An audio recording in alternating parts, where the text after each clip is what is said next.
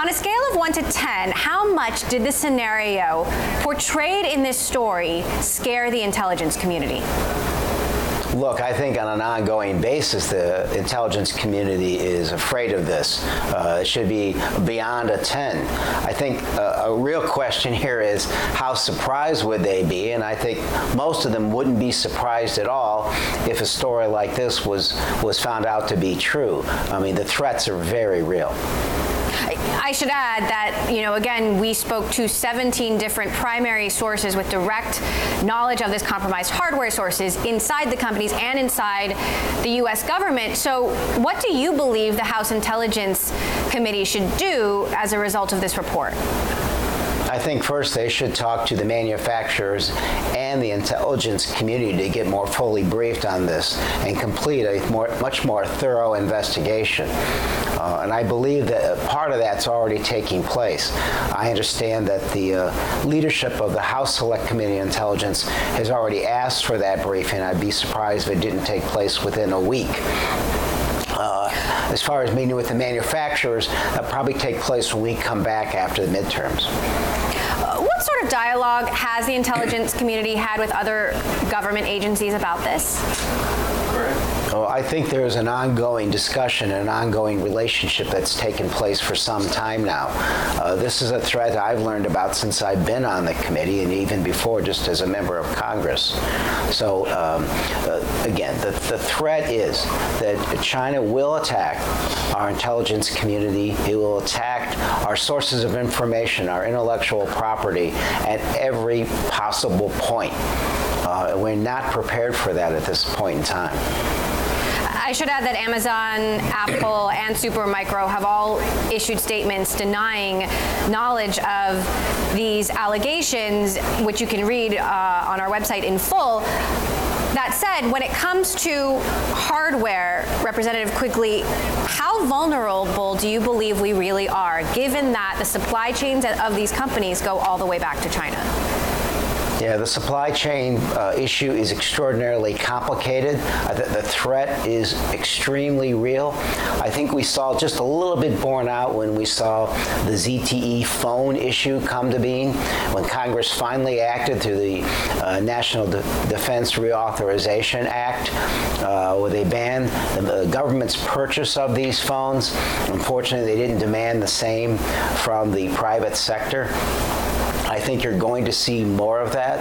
The fact is, I don't know that we can pick up that demand. It just proves that we're going to have to build more of these materials that are put into all our communication equipment and all our computer equipment right here in the United States or in places in which we can trust the supply chain. But as you suggest, it's an ever more complicated world, and it's going to be harder and harder to trace the sources of all these materials that go into this important equipment. How should companies be looking at the security of their supply chains, and how would they go about moving their supply chains out of China, given the many years they've been entrenched there? It's not just that the many years they've been there, it's just that the sheer volume that's needed, it's going to be hard to make up for all that lack of material. It's going to take some time. So I think there needs to be partnerships within these corporations working together to understand the threats. There also needs enhanced relationship with government and academics to understand the threat and to cooperate to meet this more fully head on.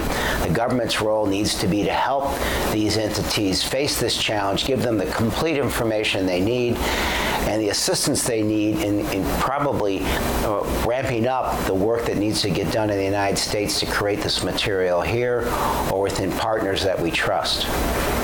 Given what we know now, would you advocate Apple or Supermicro moving their supply chains out of China? Supermicro is a company that has servers in so many different companies and in government agencies. Unless they find some miraculous way to check all of this and make sure it's safe, they're going to have to. I believe it's going to take some time, but at some point in time, we're going to have to recognize that threat and find a way to move the supply chains elsewhere, at least with allies we trust and partners that we can work with. Meantime, I'd love to get an update on the Russia investigation. There are 54 transcripts currently being scrubbed of classified information. When do you expect those transcripts to be released to the public?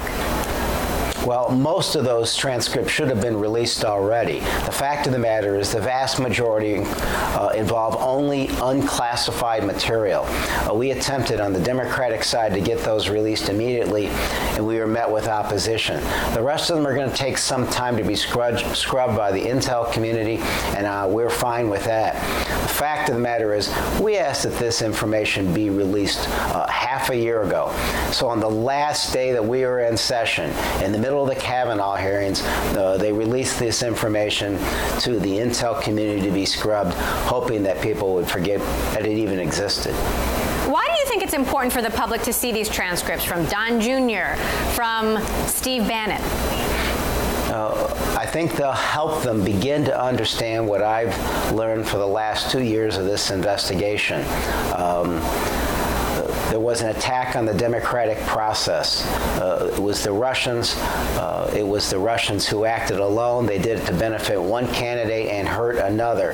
And there were those in the Trump world communicating on an ongoing basis, attempting, at the very least, attempting to conspire with the Russians. I believe the transcripts as released will bear that out. I think it will also bear out that my Republican colleagues weren't nearly as diligent in asking questions and trying to find out what took place. And finally, there's a lot more to learn. And we were stymied at many points in this investigation trying to find out what took place. A gag order from the White House, the fact that witnesses were not subpoenaed, at least 40, and those that did show up weren't required to answer questions. Facebook said it's banning misinformation, more misinformation on its platform about voter suppression, so whether their vote will count, how you can vote. Do you think this is enough, or should Facebook be doing more? They're outsourcing other information to third-party fact checkers, which, if flagged, would be downranked, but not necessarily removed from the platform. I think that Facebook and the other social media platforms were slow to react to this. They were woefully unprepared during the last election as the Russians weaponized social media. They are slowly coming to realize just what a threat this is, what an attack it is on the democratic process. I welcome the reforms as they come. In the final analysis, it's going to be up to the American people to recognize this threat and be wary of anything like the posts that they've seen before, which were divisive or seemed very unrealistic. So are you satisfied then with what you see Facebook doing so far? I mean, this is a gigantic platform. Is it really realistic that Facebook itself can have control over all of this? It's going to take more than just Facebook. It's going to take involvement with all the social media platforms, and again, the American public playing a role as well. There's always more that they can do. It's going to require a lot of resources to do the policing of this, but it's the least the American public can expect. It's all about transparency and accountability. With posts like, if you voted in the primary, you don't have to vote in the general, or if you click on this, you've already voted. If that suppresses just a few votes, it's worth fighting against.